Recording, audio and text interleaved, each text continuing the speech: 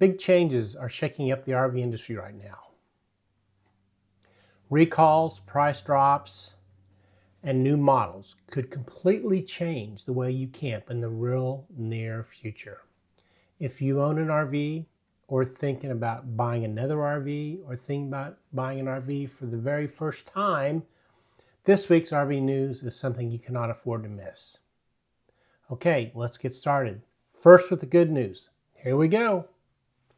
I'm Chuck with Lake to Lake. Glad you could make it. All right, let's talk about the RV dealers convention that was held in Las Vegas. Kind of some interesting news came from the dealers and kind of a recap of everything that was going on.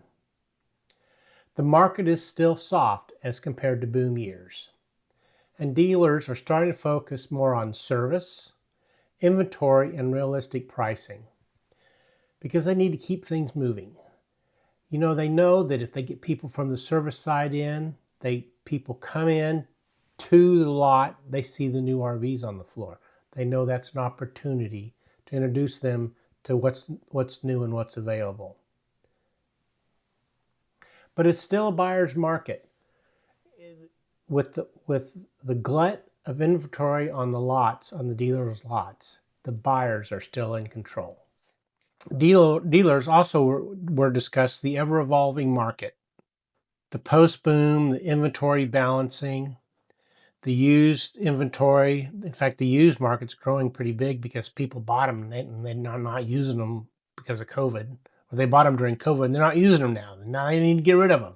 They're going to get rid of them at any cost. So they're going to a dealer, putting them on consignment, or selling them outright to the dealer. And the other thing we're noticing is a lot of the dealers are pushing back from the manufacturers to take excess inventory. They're not doing that.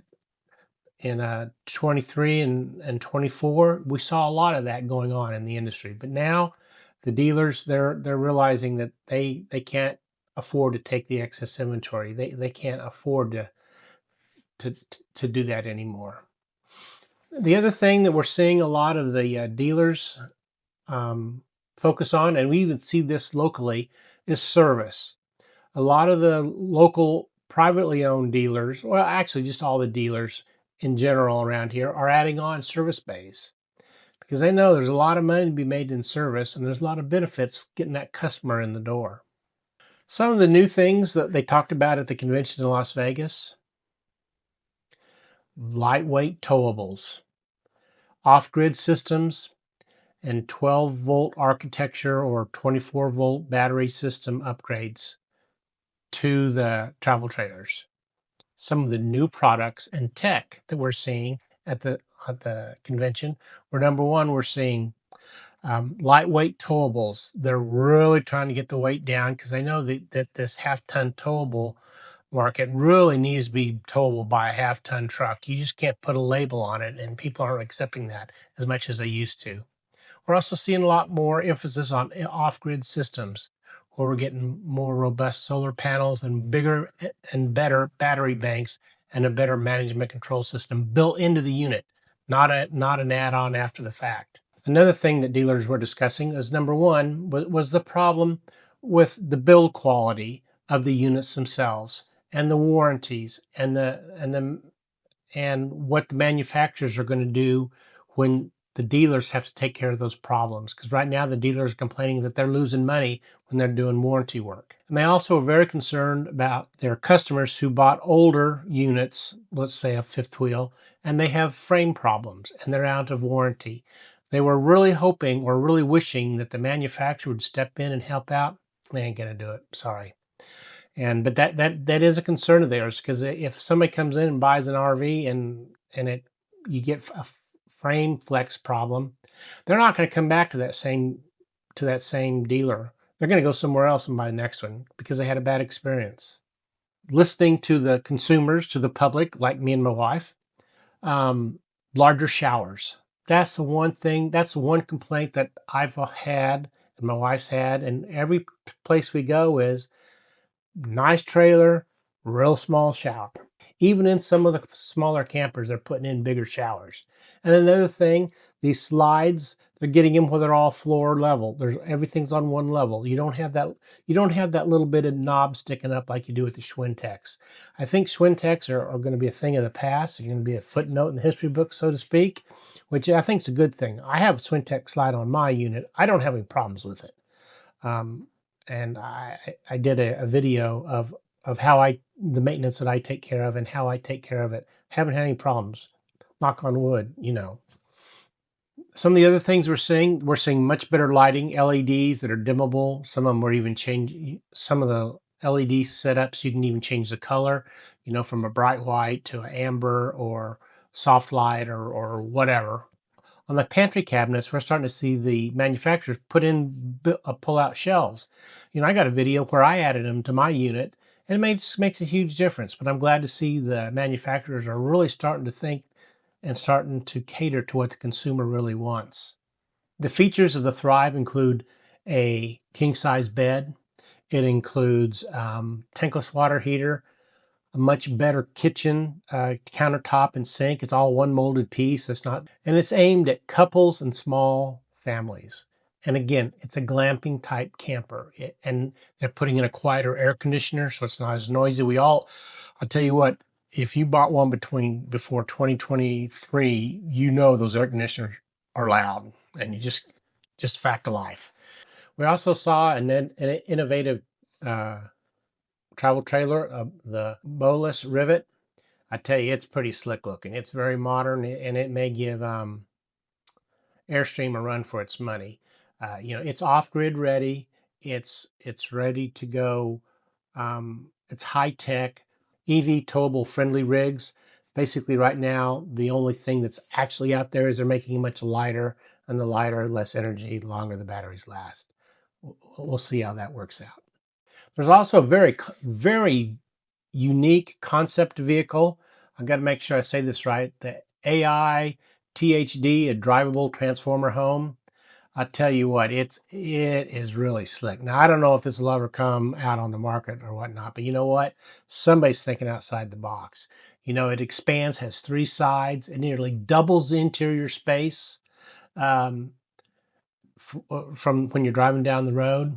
It's going to have a 5 kilowatt generator along with a water recovery system. So if you're out boondocking, it'll recover your own water, and it generates water for you.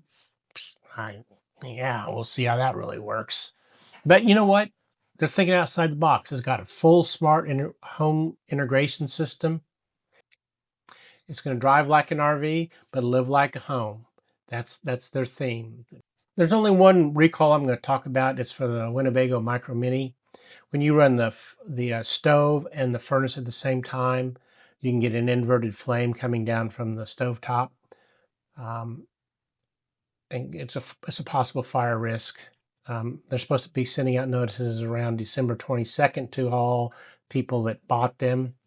I'm also going to put a link here where you can type in your VIN number and see if there's any recalls out on your RVs based on your VIN number. So anyway, you might want to check that out. Used RV prices continue to slide. Towables are down a little over 5% for the month, and motorhomes are down 9%. I think we're going to continue to see this trend for a while. We're coming into winter. Winter traditionally gets cold and prices go down. Maybe in the springtime, I'm not going to say they're going to go up, but they may level off or decline more slower. So anyway, good time to buy if you're looking for a used one. In the new market, they keep manufacturing more and more. They up about 4% from a year ago. So the manufacturers are pumping them out and trying to get dealers to buy them. But one thing I will say, they're the cheaper RVs. They're not the high-end ones that they're manufacturing and shipping to the dealers. You don't see many high-end fifth wheels or high-end motorhomes sitting on lots anywhere. That's for sure. I think we're seeing a consolidation in the industry. I think you can see product lines from individual manufacturers become more. I think you're going to see some lines go away. They're going to be making the same trailer. They're just going to put a different name on it. The normal Layoffs come and go. I think you can see some work stoppages, and I don't think they're going to replace them. I think until things really change, I think we're going to see a continued slowdown in the manufacturing side, because there's too many RVs out in the marketplace right now, and they're not selling like boom times. They're we're still have an oversupply. Oversupply means lower prices. Lower prices mean dealers don't make as much money, which means they don't want to buy as many RVs. I think the industry, I think it's not in bad shape. I don't think it's in great shape. I think the dealers have learned how to deal with what's going on in the marketplace, with the over inventory of product, the manufacturers trying to produce and ship more, and the dealers are saying no, we're not taking them. And I think they're also seeing that the lower priced units are selling more, and that's what people are looking for. The some of the prices on some of the mid to higher end units, I mean, they've gone up $15,000-$20,000 from 3-4 years ago, and people just can't. It's just not worth it to them. So anyway, I think that'll wrap it up. I appreciate you watching this. If you like it, give me a thumbs up. If you want to, subscribe to the channel. It always helps. Well, so until we meet around the campfire, y'all take care now. Bye bye.